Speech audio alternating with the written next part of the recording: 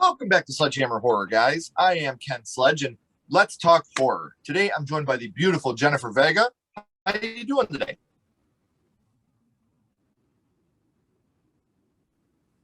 I'm doing awesome. So awesome to be here. Thanks so much for having me on. Oh, this is so much fun. I'm so glad we're able to do this. Jennifer's a good friend of mine. Her YouTube channel is named after her, and she focuses on doing movie reviews from both new and old releases. Her favorite horror movie genre is horror, and she loves to highlight that during October by posting every day of the month a new horror review. You guys can check all those out right down here. I have all her links in the description, especially the YouTube channel, so make sure you're checking that out. You can also check out her podcast, Behind the Movie, which she talks all about behind the scenes facts from famous movies. Apart from that, she's in film school, currently trying to pursue filmmaking, and you can check her short film out now. The links are down here in the description for that as well. So you got a whole lot on your plate right now. How do you juggle doing all that at once? I just added something else to my plate. I just got a whole new job. So, yeah, I'm honestly very, very stacked. But honestly, what helps me is just doing things that I enjoy, whether it be with YouTube, filmmaking, my work. I just got a job and I'm like a video editor and a graphics editor, which is what I love to do on my YouTube channel and editing and just in filmmaking in general. So, that's awesome. And I just make sure to plan everything out and I plan time slots for when I can go out because, a social life is still very important Very apart from important. all the stuff. So yeah, it's a lot, but I'm not gonna lie, I'm not gonna sit here and say that I don't enjoy it. I have a lot of fun with everything, and I feel like I with all the stuff that I do, I almost tend to like combine it all because it's all Mhm. stuff that really interests me. So yeah, I'm just really happy doing everything that I am, and including this is awesome that I get to be on here with you because I love listening to these episodes. So yeah. Oh, thank you. That means so much to me. When you agreed to come on, I was so excited. Jennifer and I have been friends for a while now. Where we talk very often about different things with YouTube and movies and stuff. So to have you come on here is an honor for me because the friendship that we have and knowing that you were willing to come on is so cool. And you are in school now for filmmaking. Mhm. Are you trying to be writer, director, editor, actor? What is it really that you want to pursue in your life? So the goal is directing. So far, with the film that I've done, I wrote and directed it. I'm also super interested in screenwriting, but more so in the production aspect, directing. I actually just also directed another short. I did that on Monday, so I'm excited to share that and stuff. But I'm apart from that, I'm also super into editing. Like I would so love to be a movie editor one day for Mhm. movies. And I mean, it's just I like those aspects. Those are the ones that I really want to go towards. But if I had to pick just one, directing, because it's just like, directing the camera is one of the funnest things to do. And it's just something that I mean, I'm happy to be doing now, but I hope to be able to do more professionally in the future.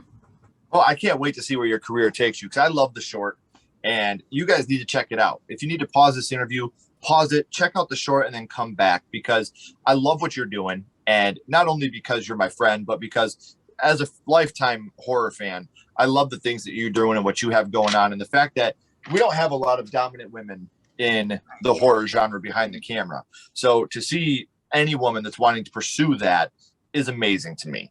Um, and especially in the minority of that, it's incredible that you're not letting all the stigma around that beat you down, like how headstrong you are. That's another conversation you and I have often had. I'm so Yeah. proud of you for being headstrong and continuing to do what you got to do to follow your own dreams. So in the future, I can't wait to see how bright your star gets because I have nothing but the highest of expectations for you, my friend. And like I said, you can check all that out in the description, and that's in the future. But right now, Jennifer, I want to go back to the past, and I want to talk about what got you started in the horror genre, your first horror movie, and your first horror movie was. The Ring. What an amazing way to start your horror life. And we've talked about it before. Probably one of the best, if not the best, PG-13 horror movie ever made. This is a movie that shows you don't have to be reliant on jump scares and you don't have to be reliant on an overabundance of blood and gore to be genuinely scary to the core. So, do you remember how old you were the first time you had seen it? Yes, I was very young. I mean, I don't remember the exact age, but it had to be like 10, 11, 9. Like super young, probably younger than I should have been, honestly. And I actually, because of you, I learned that this movie is a PG-13 horror because it freaked me out when I was a kid, and still as a 19-year-old today, I am freaked out by this movie. I think I will be for the rest of my life. And yeah, it was just, it was something. I'm so happy that that was my first horror movie. And also a little fun fact, it came out in 2002, which is the year I was born. So a little connection there. Yeah, that's awesome. See, and it's funny because I'm an old man. Like, I remember watching this in the cinema and just being so scared in the theater. Like, this was one of those movies that as you're watching, you're just like, oh my God, how is this? What's going to happen? Because not only are you scared of what's happening, but you're scared of what's going to happen. You have that anxiety of what's coming up because you know that Samara is after the boy. So you always have that constant anxiety of that as well. The Ring has so many effective scenes. And I just talked about how it doesn't have an overabundance of jump scares, but it does have the closet jump scare. And that one got me bad. That one scared the hell out of me. I saw her face. Yeah, like if you see it in the movie theater too, like that's an added effect because it's like, you know, you have the, like in the movie theater, the sound effects are so much bigger than like you can ever get in your TV. So that, yeah, oh my God, that's on my bucket list now. I need to see this in the movie theater. I'm hoping that like for some anniversary they play it or something because that would be amazing. It really would. To relive this in the cinema would be great. Yeah. But on top of like scenes like that, there's a lot of very effective scenes in the movie. As a young lady, do you remember which one affected you the most? Yes, it was the one where where she goes into the well and she finds Samara, and like it freaked me out because in that scene you kind of just like you get a little bit more backstory and stuff, and it's also really sad because you see this little girl, you know, she was a little girl. This movie at the time when I first saw it, I didn't think it was sad. I mean, I was a little girl myself, so I didn't really like think of the themes and other stuff that it was talking about. But when you like grow older, it is something that it's really sad to watch and stuff. But I just thought that scene was so disgusting. I remember watching it, and I actually, the first time I did see it, I saw it through the reflection of a mirror that was facing the TV because my mom, she liked this movie, but she did not let me watch it because I was so young. So the first time I saw it, I was like, you know, kind of watching it through this mirror that was facing the TV from another like part of my house, and it still freaked me out. I felt like I was holding Samara, like this slimy dead. I was just so disgusted that scene, and to this day, I still get so freaked out by that because like I remember when I went to sleep that night, and for many nights after that, like I just felt Samara on me, like I felt like she was on me and stuff. And I think you brought a really good point when talking about The Ring, how you're scared of what's to come. I also think the movie's really scary because you think of like what can happen to you because the premise of the movie is you're watching this videotape, you know, right? And it like kills you in 7 days, and then they show it to the audience, like you'll watch it yourself. And I think that's so smart of them to do because you also, especially when I was younger, I was like, oh God, I'm dead. Like I thought this movie was like a curse because of what it did to the characters, and I think it's also really effective in that. So that's another scene that also just affected me, the whole like showing the videotapes. I thought that was a very strong move from the filmmakers to do because they could have easily just shown it to the characters, but just putting us right like in the character's perspective, terrifying. So terrifying. Right. And it's funny you say that because I've had this conversation with people, and you are one of the exceptions. And I want everybody to please understand, I'm not being condescending. I'm not trying to be an asshole, but I don't think this movie is as scary to the younger generation because they didn't grow up with VHS tapes. So kids that didn't grow up with access to VHS tapes, I don't think this would scare them as bad because they don't understand that, you know, watching a movie, what's that? I don't give a shit about that. This bitch can't get me. I ain't got no VHS tapes, you know? So I think there's that little bit of, you know, because when I watch movies, I like to put myself in the film. Right. And I grew up in a video store. I was surrounded by Death Notes in Samara's world. So that's one thing that I think it doesn't scare the youth now that like it would us when we were younger. I hate to say us because you're nowhere near what I am in age, but you grew up on, you know, horror and VHS tapes and stuff like that as well. So that's what I mean by that. And anybody that didn't, please, again, I'm not being condescending. Times change, things change. I understand and I respect that. So I think that's why maybe, you know, like just like with us, maybe that's why Dracula, Dr. Frankenstein, all that stuff didn't freak us out because that was a little old black and white, you know, and that's, I'm not being condescending to myself either, but it's unfortunate because that kids won't be able to grow up. One thing I love about The Ring, And I know everybody did this. So if you watched The Ring when you were younger, don't say you didn't do this. Every time you got done watching The Ring, you always called someone and you were like, 7 days. we all did it. Like, so that's another thing I loved about the movie is it affected you, but you also had a way to project that onto other people. Which kind of brings me to my next question. We talked about which scene affected you the most, but what would you say your favorite scene from The Ring is? I have many favorite scenes. One of them is just the opening. I think it's one of the best openings in any horror movies.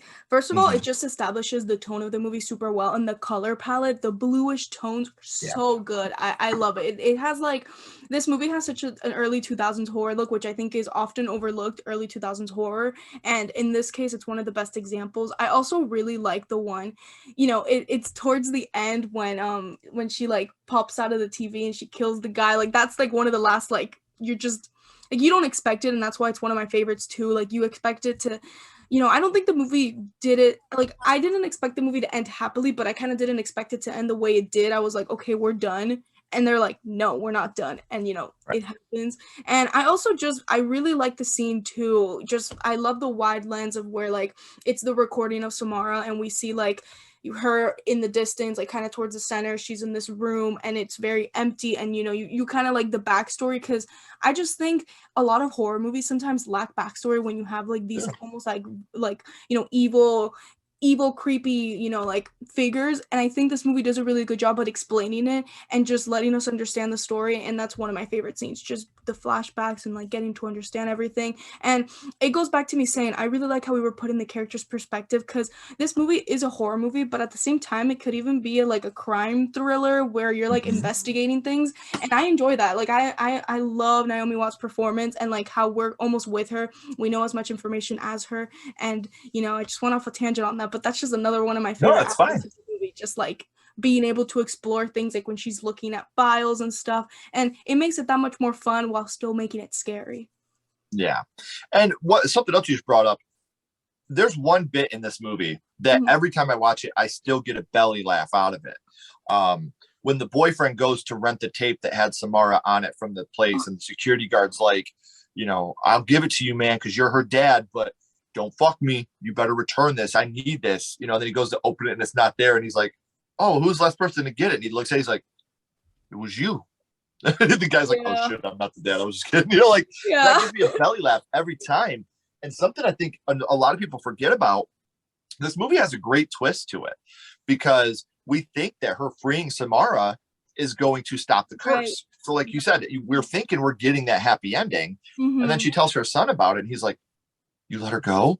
Yeah. Why would you do that? She never sleeps, Rachel. And it's just like, oh, like again, little emo goosebumps right now, because that you get hit right back in the chest again. You just had that relief of, okay, they freed her, happy ending, boom, and then it goes right to the boyfriend and the TV turning on, and you're like, no, you're gonna die. Yeah.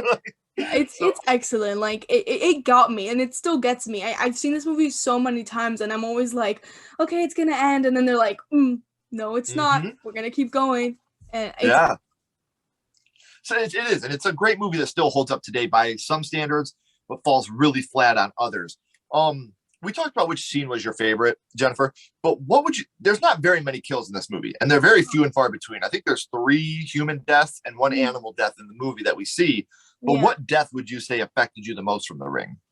I hate to sound repetitive, but I gotta just say the ending one, like that one is just, it's one of my favorite deaths, like just literally in general in any movie. And I'm gonna go back to the whole, like, you just didn't expect it. It's it's just very good at continuing that horror after the movie ends, because it ends in a bang. Like you don't even have time to process it, because the credits roll and you're like, what did I just watch? Like, what the hell? And it goes back to just like talking about how this movie's really good at scaring you in the moment, but after too, it does a really good job with that. And that's something that like a lot of horror movies could use to make them better, just keep you scared afterwards. And like I'm telling you, I've seen this movie countless amount of times, and not once have I not like been scared afterwards. I always have something in the back of my mind, and it's because of that scene. It's almost like, oh, you think everything is gonna just be okay, you think you ended it, but not really. The horror still remains, and that's just horrifying. Like just knowing that it's not gonna end, or at least didn't end in this movie.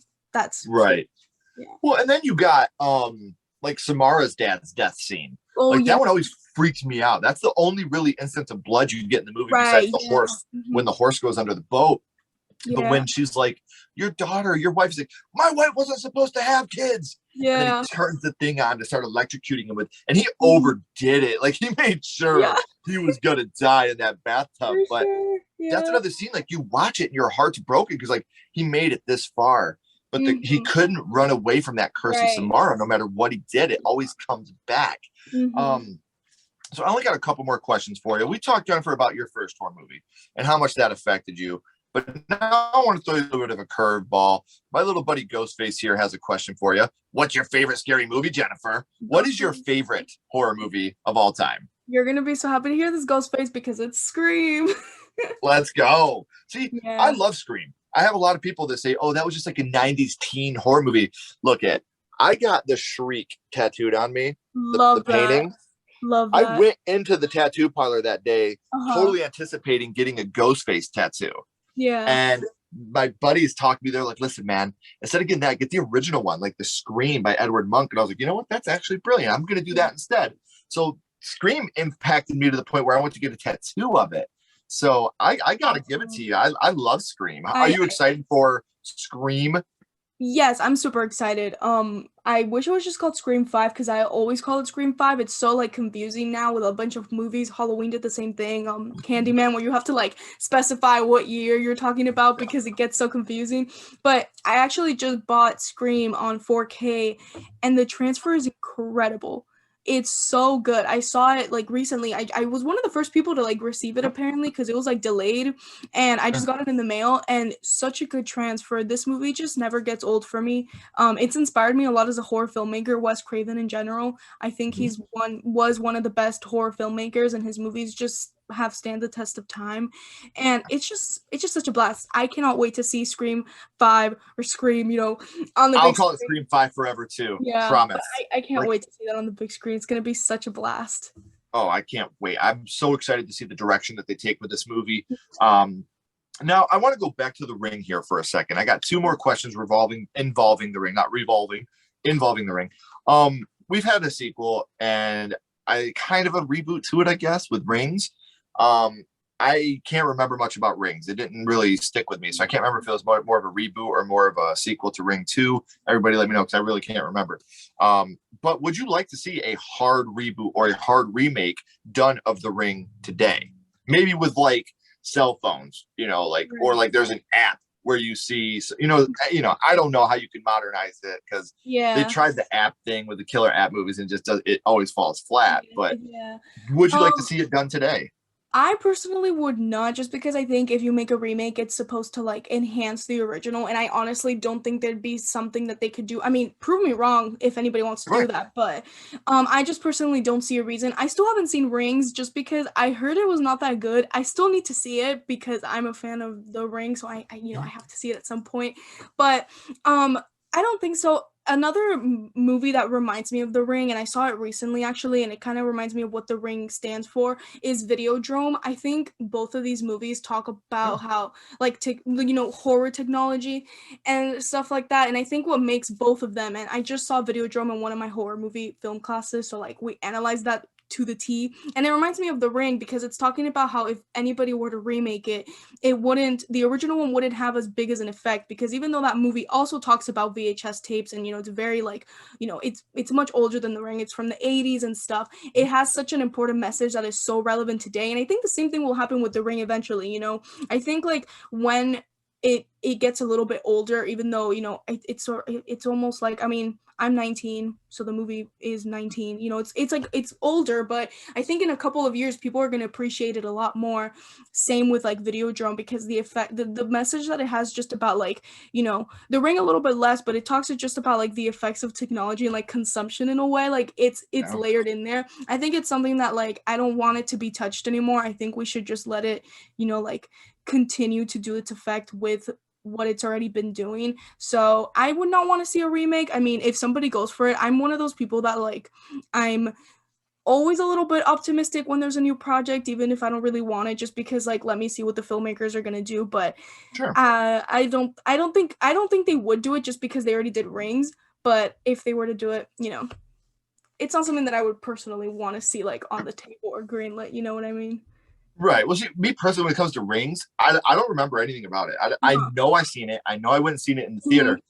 I don't remember if it was good, bad. It's just Yeah. forgettable to me. So that's even Right. worse, honestly. But Yeah. I It feel the same way honestly you is. do. Like, I would never want to see a remake to House. Like, don't touch that movie. That's mine. Leave it the way it is. I I don't want want to it see that touched. one so bad. Yeah. So that's one thing for me. So I completely agree with you there.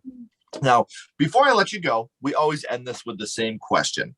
We're going to go back to the ring and we're going to rank it on a skull count. Now, like always, we're not judging it on production quality. We're not being critics. We're strictly judging this on how much this movie affected you on your first viewing. And I think I know the answer, but I got to ask, what would you rank the ring 0 to 5 skulls? 5,000 skulls. Like Yeah. honestly, like as many as I can. Infinity. No, yeah, this movie, it didn't just affect me like scare wise. It had a great influence on me. Like because of this movie, I kind of realized that for the first time, even though I was just super young, that like movies can get this emotion out of you. Like they can make you be super scared. And I think fear is something that is so hard to come by, especially now that I'm like trying to make my own horror movies and writing a script. It's so hard. And when I realized with The Ring, I'm like, wow, like this can happen. A filmmaker can do this. I was just amazed, and I still am. I'm still so fascinated every single time a filmmaker can do that. So yeah, Infinity Skulls. I figured it would be. So I do want to remind everybody, I have all of Jennifer's links down here in the description. Please make sure you're following her on social media. Make sure to subscribe to the YouTube. And above all of that, make sure for 100% you watch the short, because I promise you're not going to regret it. Don't do it for me. Don't do it for Jennifer. Do it for yourself. I promise you're going to love it. As always, guys, Jennifer, don't go anywhere. I have a couple more questions for you. Everybody else, keep talking horror. Stay what you are. And we'll see you guys soon.